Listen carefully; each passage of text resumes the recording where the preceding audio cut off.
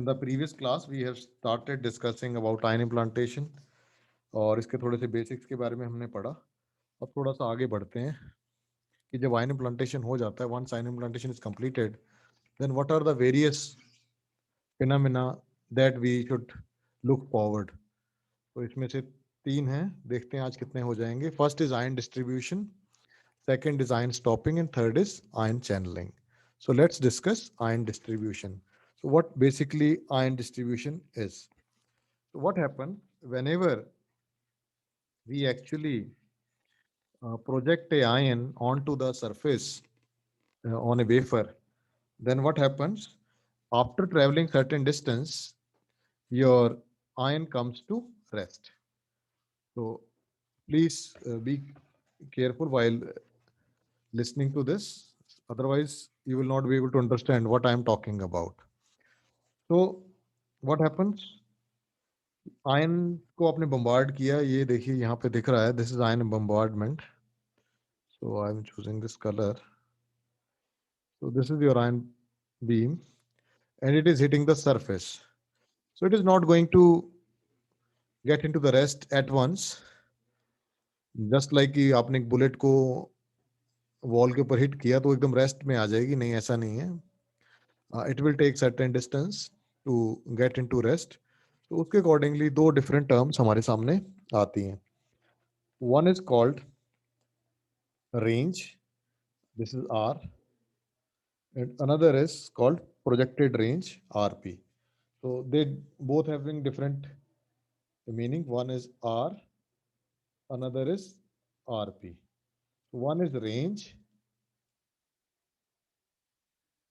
and another is projected range. So from figure, some things are being clear to you, but let's discuss them in detail. So when we talk about range, so definition goes like that: total distance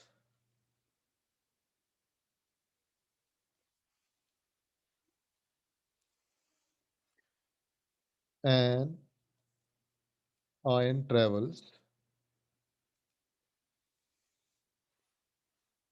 in coming to rest. तो वो किसी भी path से जा सकता है और किसी भी से जाके जब तक रेस्ट में नहीं आता तो जो टोटल डिस्टेंस कवर कर रहा है, डिस्प्लेसमेंट डिस्टेंस आपको मालूम है, फर्क है दोनों में, और ये इसमें बताया गया कि total distance an ion travels in coming to rest, उसको हम कहते हैं रेंज. दूसरा आ गया हमारा projected range. This is called the projection of distance along the axis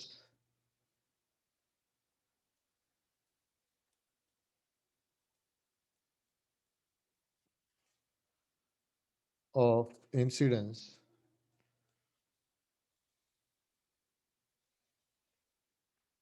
is called projected range.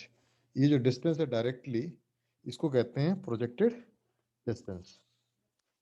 अब इसमें एक कैच है कि ये जो आरपी है और आर है, ये दोनों सेम नहीं हो सकते.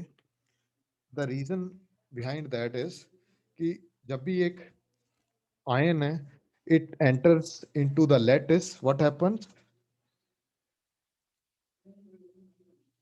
There is certain randomness. What is the randomness? Because of कि जो कोलिजन्स हैं, the number of collisions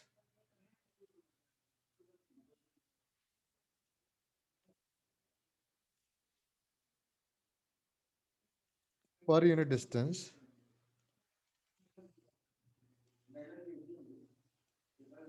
and the energy lost per collision are random in nature.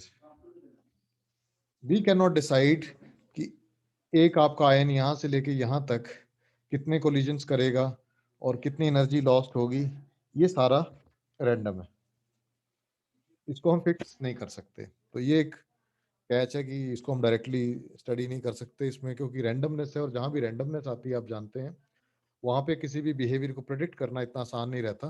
We are always going to give a some range that this is the range, इस range में आपका हो सकता है। Next is because of this particular thing, तो ये जो system है इसको हम spatial distribution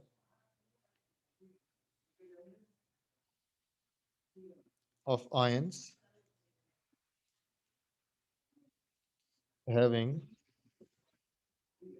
same mass and same initial energy. तो ये जो डिस्ट्रीब्यूशन है ये काफ़ी मतलब हम स्पेशियल देते हैं कि स्पेस में आपका जो आयन होगा उसका डिस्ट्रीब्यूशन ऐसे होगा, और हम अज्यूम करते हैं उसका मास इस रेंज में होगा और उसकी जो इनिशियल एनर्जी होगी वो इतनी होगी, इसके अकॉर्डिंगली हम एक स्पेशल डिस्ट्रीब्यूशन बना देते हैं। अब ये सब फिक्स तो हो नहीं सकता और वेरीड है, तो इसके अकॉर्डिंगली हम क्या करते हैं, ये जो स्टैटिस्टिकल फ्लक्चुएशंस हैं, स्टैटिस्टिकल फ्लक्चुएशंस,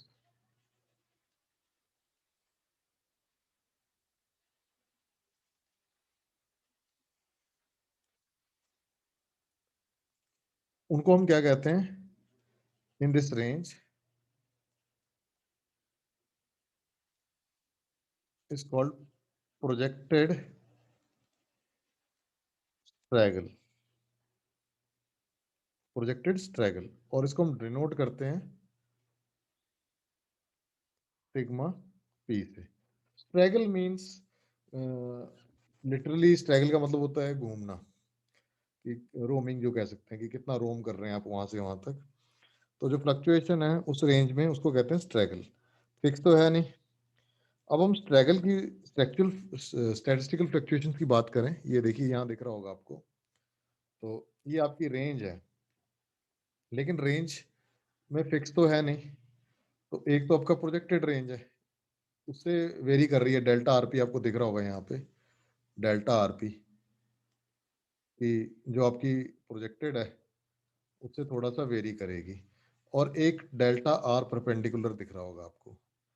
तो ये जो है दो हो जाते हैं, कि एक तो along the axis of incidence,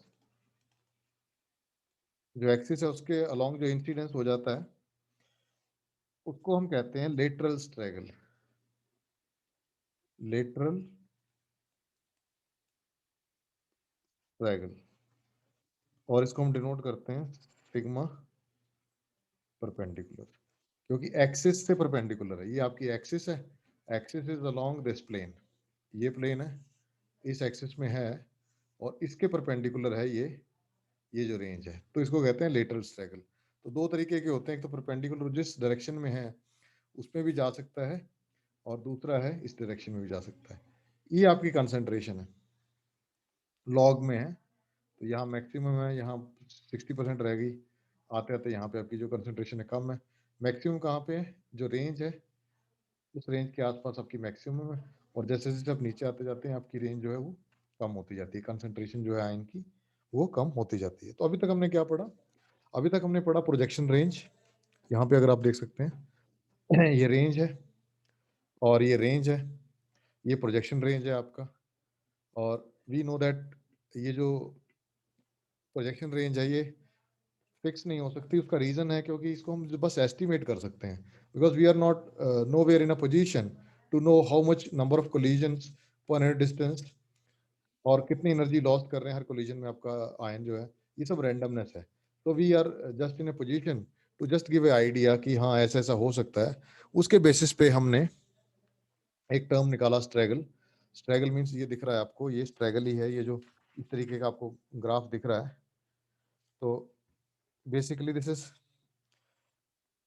your 2 dimensional distribution, और इसमें आपकी जो प्रोजेक्शन रेंज है वर्टिकल इस डायरेक्शन में तो जा ही रहा है थोड़ा सा डेल्टा, और ये एक इंसिडेंस भी है परपेंडिकुलर, ये आपके इंसिडेंस वाली डायरेक्शन है और ये परपेंडिकुलर है।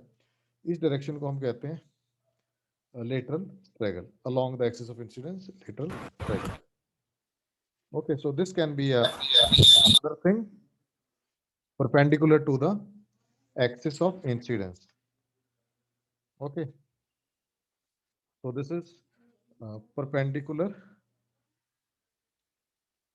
to the axis of straggle. This is now on the basis of that, अभी तक ये जो हम देख रहे हैं ये एक गॉसियन डिस्ट्रीब्यूशन है, it is not a normal distribution, Gaussian distribution है। तो अभी तक आप पढ़ चुके हैं इम्प्लांटेड प्रोफाइल्स, तो उसके बेसिस पे जैसे हमने डिफ्यूजन में पढ़ा था आप इसको डायरेक्टली लिख सकते हैं, the derivation is beyond the scope, लेकिन आप पिछले इक्वेशंस को यूज करके इसके आसपास पहुंच सकते हैं।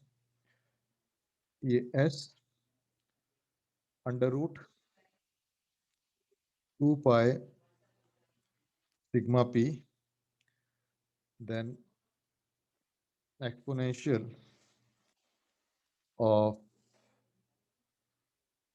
x minus rp square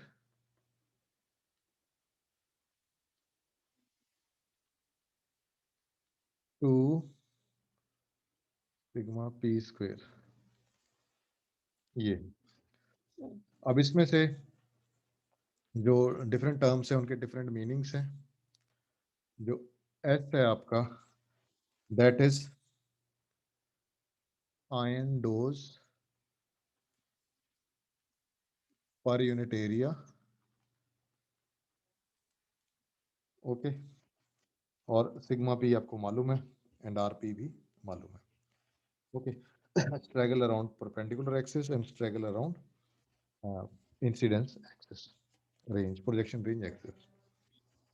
now ये जो इक्वेशन है ये क्वाइट सिमिलर है जो आपने लास्ट वीक हमने पढ़ा था डिफ्यूजन उस केस में, लेकिन इसमें बस एक फर्क हो गया है कि इंस्टेड ऑफ जो डिफ्यूजन आपका जो टाइम था 4 dt, उसकी जगह आपका यहाँ पे आ गया है 2 सिग्मा p स्क्वायर। बाकी सब चीजें आपकी सेम है, और जो डिस्ट्रीब्यूशन है वो कितना शिफ्ट हो गया अलोंग एक्स एक्सिस, वो rp शिफ्ट हो गया। उसमें हमने डिस्ट्रीब्यूशन जो था एक x पे माना था, यहाँ पे अगर देखें तो वो था x by 4 dt, x square by 4 dt। इसमें क्या हो गया x minus R P, that means जो डिस्ट्रीब्यूशन है वो आर पी आगे शिफ्ट हो गया। यहाँ पे अगर आप देखें ये x है तो वो थोड़ा सा आगे आपका शिफ्ट हो गया। तो जो अगर डिफ्यूजन की बात करें तो जो मैक्सिमम कंसंट्रेशन होता है वो x इज इक्वल टू 0 पे होता है, लेकिन यहाँ पे ऐसा नहीं है। यहाँ पे जो मैक्सिमम कंसंट्रेशन है वो आपका आरपी पे होता है, because your devices take some finite amount of time to rest. अब आयन जो आपकी कंसंट्रेशन है वो जो मैक्सिमम वैल्यू से उससे कम होती जाती है। जैसे यहाँ पे मैक्सिमम है तो ये सिग्मा आरपी लगा लीजिए, सिग्मा पी, उसके बाद plus minus 2 sigma P and so on. इस तरीके से आप नीचे आते जाइए आपकी कंसंट्रेशन कम होती जाएगी। Okay, so this is all about your ion distribution की। आयन का डिस्ट्रीब्यूशन कैसा है once it's enter into the wafer, तो उसमें इसका डिस्ट्रीब्यूशन कैसा है। अब now we are talking about your next concept, that is ion stopping. Once your ion enters the crystal, तो जो नेक्स्ट टॉपिक है वो हम डिस्कस करने जा रहे हैं, that is ion stopping. Ion stopping, एक बार आपका जो आयन है वो एंटर कर गया क्रिस्टल के अंदर तो कैसे काम करेगा, ऐसा तो है नहीं क्योंकि फिक्स मैकेनिज्म है। तो इसमें अगर हम बात करें तो there are 2 different stopping mechanisms कि आयन जो है वो that is hitting the crystal and entering into the lattice, then what are the various stopping mechanisms. So two stopping mechanisms are there. Two stopping mechanisms are there. कौन कौन से हैं जी? तो सबसे पहला जो मैकेनिज्म है उसको कहते हैं न्यूक्लियर स्टॉपिंग.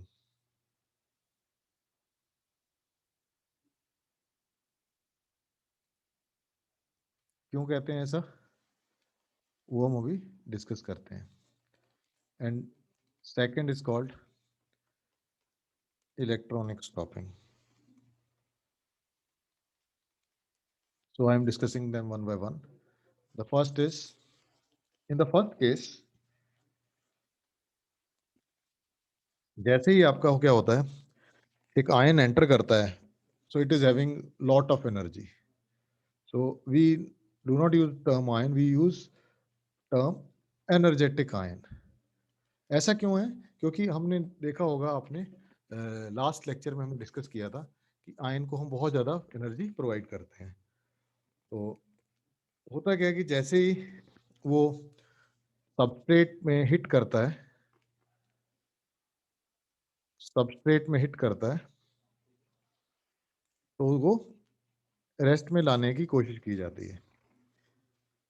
तो जो फर्स्ट टाइप है उसमें क्या होता है, दैट इज कॉल्ड, जितनी भी इसकी एनर्जी है आयन की, that is energy transfer to the target nuclei. ये जो न्यूक्लियस है उसमें वो टारगेट कर देता है. तो इसकी वजह से क्या होता है कि deflection of the incident ion and it dislodges many target nuclei from their original lattice sites. So जैसे ही वो डिफ्लेक्शन होता है उसकी वजह से वो जो टारगेट एटम है उसके न्यूक्लियाई को डिसलॉज कर देता है ओरिजिनल लैटिस साइट से. तो इस टाइप की जो प्रोसेस है जिसकी वजह से वो रेस्ट में आ जाता है, इसको हम कहते हैं इलेक्ट्रॉनिक, सॉरी, न्यूक्लियर स्टॉपिंग. इसको कहते हैं हम nuclear stopping. Nuclear stopping. Okay. तो अगर इसमें थोड़ा सा इसको मैथमेटिकली रिप्रेजेंट करना हो तो कैसे होता है कि अगर हम मान लेते हैं ई एनर्जी है, किस चीज की एनर्जी है, energy of the ion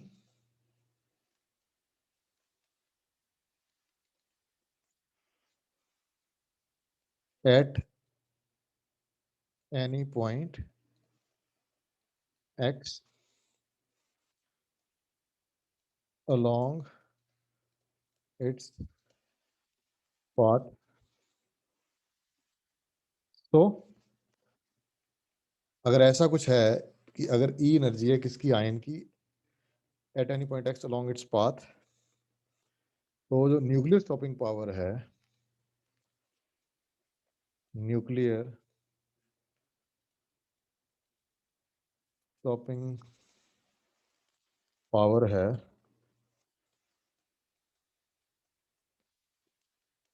S N ई, ऐसे डिनोट करते हैं. So that is being given by D E by D x. इस तरीके से हम इसको डिनोट करते हैं. Okay.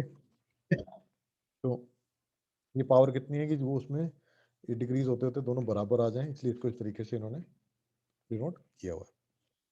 Now coming towards the second type of mechanism, the first mechanism is nuclear stopping mechanism. इसमें क्या होता है कि जो आयन है डिफ्लेक्शन होती है उसकी इंसिडेंट आयन में, और वो जो टारगेट न्यूक्लियाई है उसको उसकी साइड से डिसलॉज कर देता है और फिर रेस्ट में आता है। तो इसमें इन्होंने मैथमेटिकली इसको इस तरीके से रिप्रेजेंट किया हुआ है कि एक पॉइंट पे अगर उसको आपने पावर को मेजर करना है तो ई एनर्जी मान लेते हैं, तो जो न्यूक्लियर इतनी पावर हमें चाहिए होती है, कितनी पावर चाहिए, S N E by change D E by D X और एन। ओके, और एन डिनोट करता है आपका न्यूक्लियर स्टॉपिंग पावर को। ठीक है, ये न्यूक्लियर के लिए है। अब हम सेकंड मैकेनिज्म डिस्कस करते हैं, तो इसको भी बाद में करते हैं डिस्कस, यहाँ पे लिखता हूँ मैं। तो जो सेकंड टॉपिक मैकेनिज्म है, जो फर्स्ट हमने डिस्कस कर लिया वो न्यूक्लियर स्टॉपिंग है, सेकंड है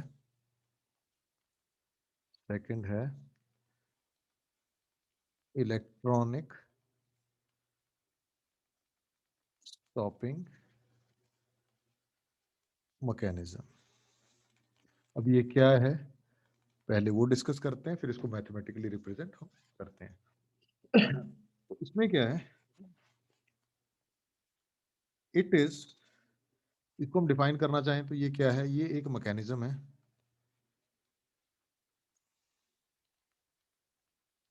ठीक है जी। उसमें क्या है, देयर इज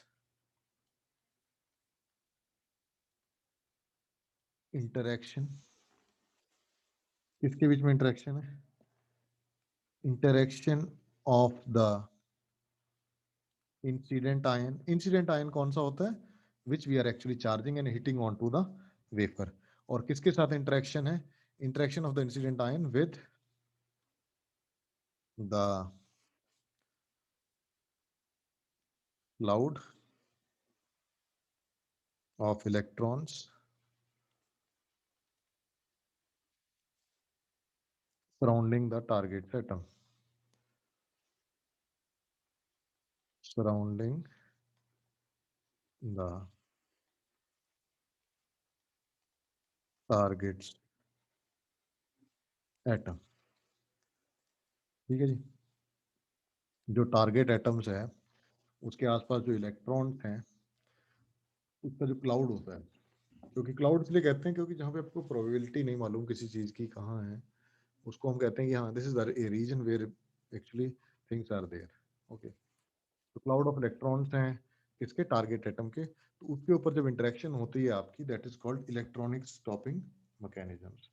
तो इसमें क्या होता है कि जब इंटरेक्शन होती है तो जो आपका आयन है, कौन सा आयन, इंसिडेंट, ब्रैकेट में लिख देता हूँ, इंसिडेंट है जो आयन, वो क्या करता है,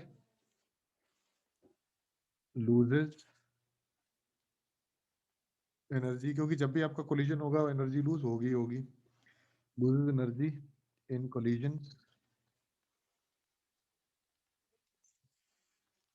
और जब कोलिजन्स हो जाएंगे किसके साथ,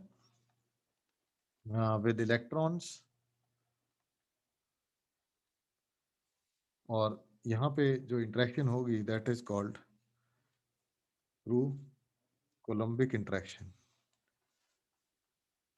थ्रू कोलम्बिक इंटरेक्शन। तो इसकी वजह से क्या होगा, द इलेक्ट्रॉन्स को आपको मालूम है जब भी एनर्जी मिल जाती है so they can be excited to higher energy levels, higher energy levels, ठीक है जी। और they can be ejected from the, ठीक है जी। तो दो तरीके से हो सकते हैं, एक तो एक्साइट हो जाते हैं और दूसरा एटम से अलग भी हो सकते हैं अगर ज़्यादा एनर्जी मिल जाए। तो जो आपकी इलेक्ट्रॉनिक स्टॉपिंग पावर है SEE, उसको आप इस तरीके से भी डिफाइन कर सकते हैं। ठीक है, ये E यहाँ आएगा, किसके लिए? ये प्रोसेस के लिए। दो तरीके की प्रोसेस हो गई, एक आपकी न्यूक्लियर प्रोसेस हो गई स्टॉपिंग, और एक इलेक्ट्रॉनिक स्टॉपिंग प्रोसेस हो गई। तो इसके अकॉर्डिंगली हम ये लिख सकते हैं कि जो आपका एवरेज रेट है, average rate of energy loss with distance, तो ये दो तरीके से हो सकते हैं आपके, is given by A superposition whenever two mechanisms are involved, the end result is superposition of the two stopping mechanisms। ठीक है जी, तो ये आपके टू स्टॉपिंग मैकेनिज्म जो है वो इस तरीके से लिख सकते हो। कौन कौन से हैं? SNE प्लस CE, ये आपके दो स्टॉपिंग मैकेनिज्म हो गए। तो अगर आपने अब इसके बेसिस पे रेंज R कैलकुलेट करनी हो कि कितने डिस्टेंस ट्रेवल किया before coming to rest is R, total distance travel, तो वो कितना हो सकता है? वो हो सकता है 0 to R और dx। ठीक है जी, अब इसके बेसिस पे इसको आगे लिखा जाए तो 0 to E0, E0 क्या है? जो एनर्जी है, इनिशियल आयन एनर्जी है, उसके बेसिस पे, और DE by SNE plus S0 E। तो इसको अगर आप सॉल्व कर लेंगे, SE सॉरी, तो you can easily find out the range at which you're defined as। R को हमने पहले भी डिफाइन किया हुआ है। ठीक है, अब ये जो कंसेप्ट है, this is not very simple to understand. अभी तक सिर्फ हमने जो चीज़ें पढ़ी हैं वो ही पढ़ी, रेंज सैगल पढ़ लिया, उसके बाद प्रोजेक्टेड रेंज पढ़ लिया, then nuclear stopping, then electronic stopping, और उसके बेसिस पे हमने यहाँ तक हम पहुँच गए। इसके बाद जो थोड़ा सा इसको अंडरस्टैंड करना है वो हम पढ़ेंगे on the basis of your what we can say collisions, क्योंकि यहाँ पे जो कोलिजन्स, हमें कोलिजन्स जब होते हैं तो there are so many things to be noticed कि ये जो कोलिजन्स हैं इलास्टिक हैं, नॉन इलास्टिक हैं। तो ये जो हम अभी नेक्स्ट क्लास में पढ़ेंगे। अगर आपको अभी की क्लास में कोई भी डाउट है तो हम उसको डिस्कस कर लेते हैं।